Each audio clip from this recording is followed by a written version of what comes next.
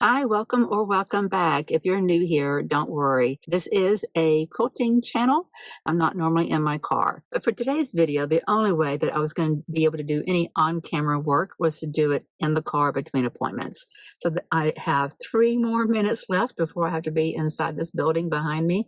So I thought it'd be a great opportunity to make sure that I have a really quick intro for you guys. In this video, I have a couple of clips for you about the problem that I was having on the Longarm. I also want to talk to you about these fabrics. So see, it looks like it's fairly straight, right? So I can pull that fabric this way, just a little bit, so I can lessen that bow. And what I found underneath this particular area is that one of the videos I recorded for you this week about the Longarm was prompted because on the quilt that's on the Longarm, I told you guys I'd had a puckering on the back of it. We have a little bit of an issue. It's looking good from the top, but somehow or another I ended up with some, you can look at it in the mirror. This is a mirror which is showing you what's going on underneath.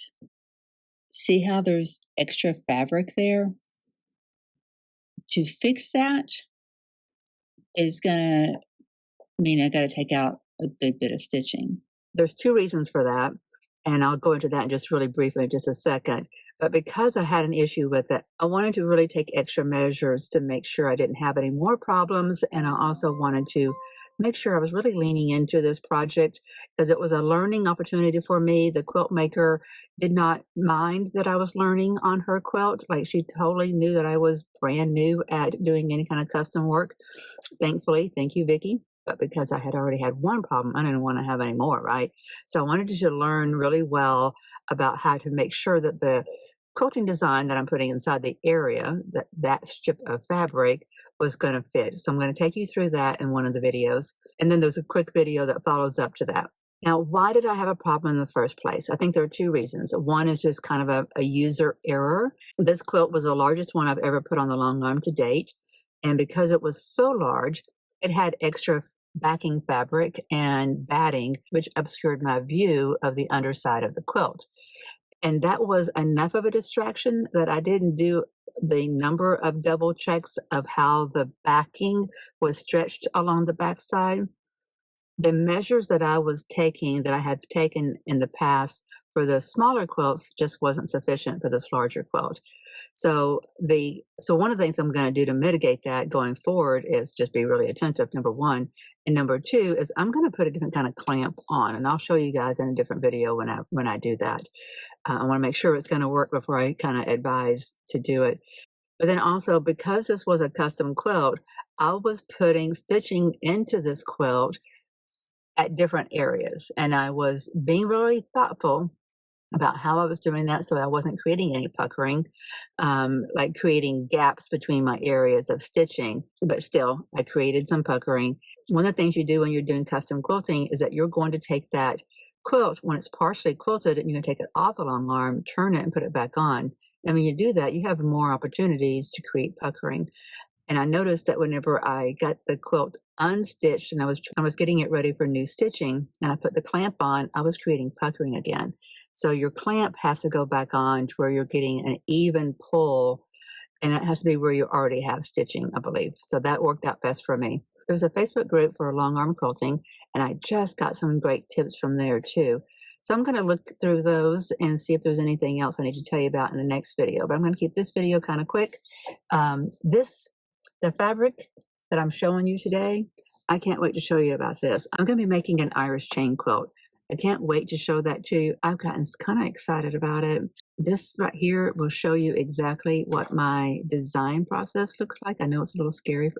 It's just kind of a harried, scary place in there. I'm trying to fine tune my color distribution, my value distribution, my size, things like that, with the fabrics that inspired me to make the quilt. I'll explain that in the next video. Yeah, I'll send you back to the video about the Longarm. What I'm trying to do here is perfect that my area. Let me show you what this represents. This strip here is what I'm about to quilt. And I want to make sure that the design I put in it doesn't appear to waver from top to bottom, that it goes straight down the middle. For that to be the case, I need it to be flush with the head of the quilting machine. So what you're looking at, let me zoom you in. You see these crosshairs? Like this right here is the crosshair where the orange lines meet. That shows you where the needle is. So if you zoom out just a little bit, and now I've created this pink area using the multi-point tool on the Pro Stitcher. And what that does, I can go along the different points on that strip of fabric and mark points. And then it connects it with a line. And when it does that, you can see it looks like it's fairly straight, right? Like fairly right angles, and it goes fairly straight across.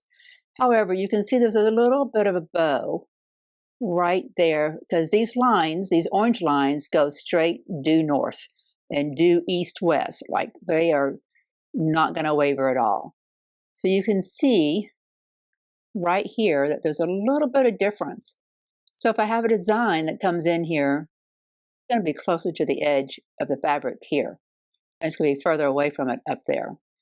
You can tell the same thing is going on up here, of course. It's pretty much the same level of bow. So the stitcher, the piecer, maker of this quilt top, did her cutting and her piecing pretty accurately, right? Like she's pretty dead on the money, and the fabric really hasn't wavered much. Let's see, put that crosshairs right there. You can see there's just a slight little difference. It's almost enough, particularly with my design that I'm doing, that it doesn't matter. However, I do want to adjust for it a little bit and see if I can make a difference. So I'm going to try to do that. There's two things to consider before I make any adjustments to make this a little bit more squared up.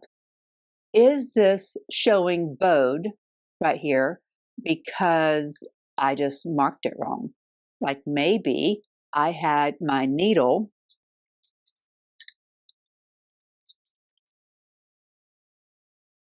maybe when I marked one of the points, I had it slightly off onto this edge of the seam, and then maybe on the next ones, I had it just slightly off to that side.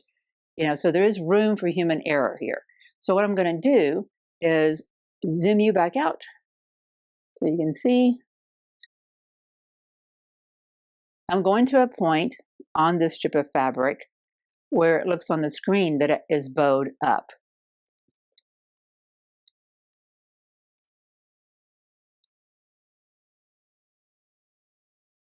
So you can see I'm in the center almost, or close to the center of the bow. And you can tell I'm that much far from where this strip of fabric started on this side. Okay, now we're going to look and see where that needle actually falls on this piece of fabric. I've taken the phone off the iPod so I could really get very close. Can you see that the needle, that little light, shows you where the needle would be going into that fabric? My needle is actually slightly above. So if I pull my needle back, let me scoot it where we don't have gold on the white fabric right there, where you can see the difference. If I put my needle right there, which is really right on that seam, right? That's a truer picture of the outer edge of that piece of fabric. You can tell by looking at the bottom left of that area that I'm a little closer to being flush, but that outside edge of the fabric is still a little higher, it's still a little bowed. So some adjustment is needed. I'm going to attempt to make my adjustment and then we'll see what happens.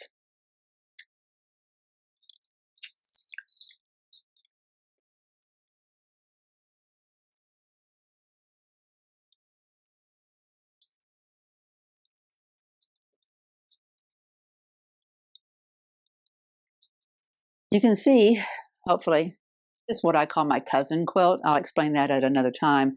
But I've already stuffed this cousin quilt down inside here already. And that was to counter for the bow that I had figured out already.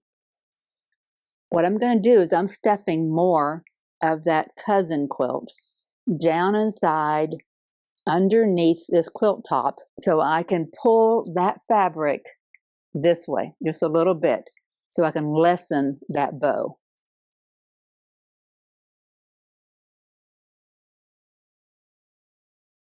I don't know if the machine head got budged any, but look at how much difference there is. Okay, that is our edge of our fabric. Now let's look on the screen. Look at how much closer we are to being flush with that point over there. I will call this a success.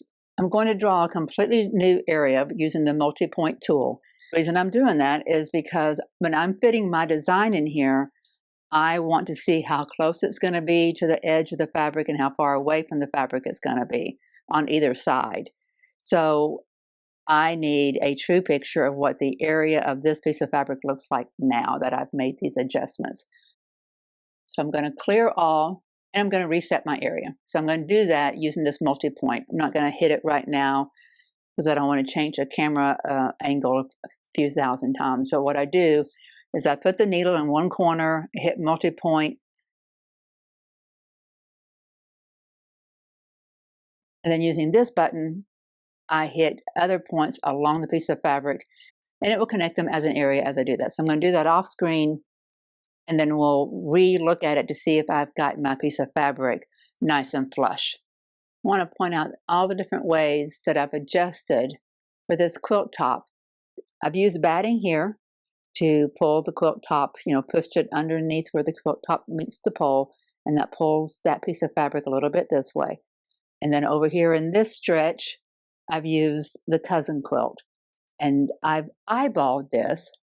Also, there's a piece of fabric right down there that I'm using to pull it a little bit that way on that far end. I eyeballed the piece of fabric at the edge of the quilt, and it looks like it's worth me now taking the time to make my area using the multi-point feature, seeing what we get.